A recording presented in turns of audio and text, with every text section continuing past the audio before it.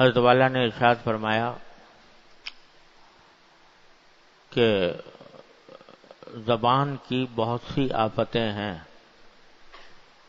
مثلا خلاف شرع باتیں کرنا، ناحق بحث مباحثہ کرنا، جھگڑا کرنا، کلام میں بناوٹ اور تکلف کرنا، کسی کا راز ظاہر کرنا، کسی کی زیادہ خوشامد کرنا، اللہ تعالیٰ کی ذات و صفات میں محض اٹکل پچو گفتگو کرنا، علماء سے فضول باتیں پوچھنا، یہ سب زبان کی آفتیں ہیں۔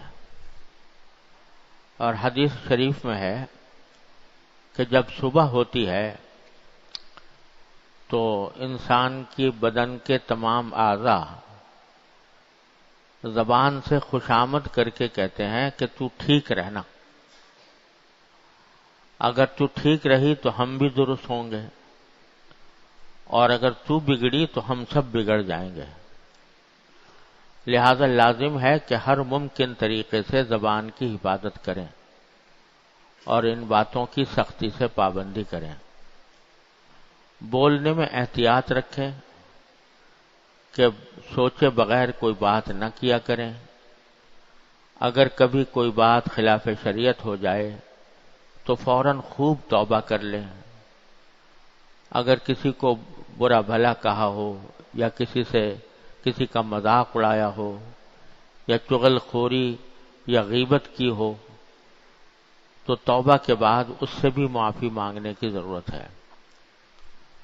اور جن لوگوں کے سامنے چغلی یا غیبت کی تھی ان کے سامنے اس کی مدح و ثنا بھی کریں، اور پہلی بات کا غلط ہونا ظاہر کر دیں، اور اگر وہ بات سچی ہو تو کہہ دیں کہ بھائی مجھے خود اس پر اعتماد نہیں رہا۔ یہ توریہ ہوگا، کیونکہ سچی بات پر بھی اعتماد قطعی بغیر وحی کے نہیں ہو سکتا۔ اور اگر کسی وجہ سے معاف کرانا دشوار ہو تو ادنیٰ درجے کا علاج یہ ہے کہ اس شخص کے لیے اور اس کے ساتھ اپنے لیے استغفار کرتے رہیں، کہ اللہ یوں کہیں کہ اللہم اغفر لنا ولہ۔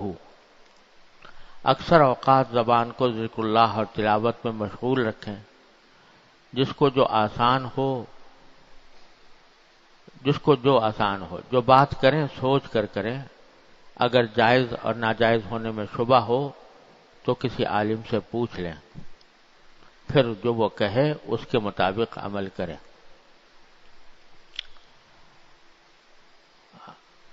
زبان کے جو گناہ ہیں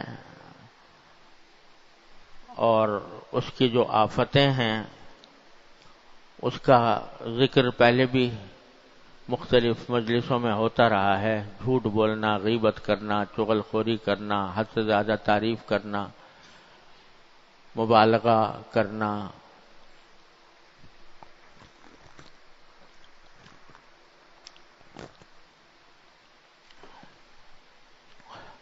بے تحقیق باتیں کہہ دینا، یہ سب زبان کی آفتیں ہیں، اور اللہ بچائے ہم لوگ اس میں بہت زیادہ مبتلا ہیں۔ آج کل تحقیق کرنے کی عادت ہی نہیں رہی، جو بات بھی کسی کے بارے میں کوئی سنی اس کو آگے کر دیا۔ حدیث میں رسول کریم صلی اللہ علیہ وسلم نے ارشاد فرمایا کہ کفا بالمرء کذبا ان یحدث بکل ما سمع۔ انسان کے جھوٹا ہونے کے لیے یہ کافی ہے کہ جو کچھ بھی وہ سنے تحقیق کے بغیر اس کو آگے نقل کر دے۔ بلکہ ایک حدیث میں امام غزالی رحمۃ اللہ علیہ نے اہل العلوم میں نقل فرمایا ہے کہ بعض مرتبہ لوگ جو ہیں وہ بے تحقیق بات کرتے ہیں، بے تحقیق بات کرنے کے لیے تھوڑی سی اپنے سر سے ذمہ داری ہٹانے کے لیے یہ کہہ دیتے ہیں کہ لوگ کہتے ہیں کہ فلاں نے ایسا کام کیا، تو لوگوں کے سر ڈال دیتے ہیں۔ اور سمجھتے ہیں کہ اس سے ہماری ذمہ داری ختم ہو گئی. تو انہوں نے ایک حدیث نقل کی ہے کہ بئس مطیۃ الکذب یقول الناس او کما قال، کہ یہ کہنا کہ لوگ کہتے ہیں یہ جھوٹ کی بدترین سواری ہے. نہیں، اصل تو جھوٹ بولنا تھا، لیکن اپنے سر سے ذمہ داری ہٹانے کے لیے وہی ہمیں نہیں معلوم، لوگ کہتے ہیں ایسے، لوگوں کے سر ڈال دیا. یہ بھی بڑی بلا ہے جو عام طور سے پھیلی ہوئی ہے. غرض بے شمار آفتیں ہیں زبان کی، اور ان زبان کی آفتوں کی وجہ سے آدمی جو ہے وہ پل بھر میں بہت بڑے گناہ کا ارتکاب کر لیتا ہے، اور اللہ بچائے اپنے لیے جہنم کے انگارے جمع کر لیتا ہے. تو اس کے لیے حدیث حضرت والا نے نقل کی ہے کہ حدیث میں ہے کہ جب آدمی بندہ صبح کو اٹھتا ہے تو اس کے جسم کے سارے اعضاء، ہاتھ، پاؤں، آنکھ، ناک، کان، یہ سب زبان کی خوشامد کرتے ہیں، اور زبان کی خوشامد کر کے یہ کہتے ہیں کہ تو سیدھی رہنا، آج کا دن شروع ہو رہا ہے، اس دن میں تم سیدھی رہنا. یعنی کوئی غلط کام نہ کرنا، کوئی غلط بات نہ کہنا، کوئی جھوٹ نہ بولنا، کوئی غیبت نہ کرنا، کسی کو دل نہ دکھانا، بے تحقیق بات نہ کرنا. تم سیدھی رہنا، تم اگر سیدھی رہیں تو ہم بھی سیدھے رہیں گے. یعنی ہاتھ، پاؤں اور آنکھ اور یہ چیزیں بھی، یہ اعضاء بھی سیدھے رہیں گے. اور اگر تم بگڑ گئی تو ہم بھی بگڑ جائیں گے، ہم بھی خراب ہو جائیں گے. کیونکہ فرض کرو اگر آدمی نے زبان کو غلط استعمال کرتے ہوئے جھوٹ بولا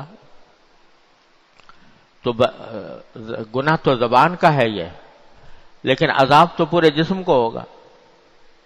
عذاب کو وہ دنیا کا عذاب ہو یا آخرت کا عذاب ہو، وہ تو پورے جسم کو ہوگا، سارے اعضاء کو ہوگا.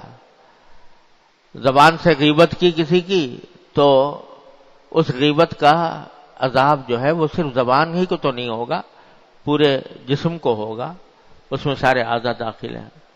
اس لیے وہ خوشامد کرتے ہیں کہ بھئی تو ٹھیک رہنا، ورنہ ہم سب گناہ میں گرفتار ہوں گے اور ہم سب کے اوپر بلا پڑے گی، ہم سب عذاب کا نشانہ بنیں گے.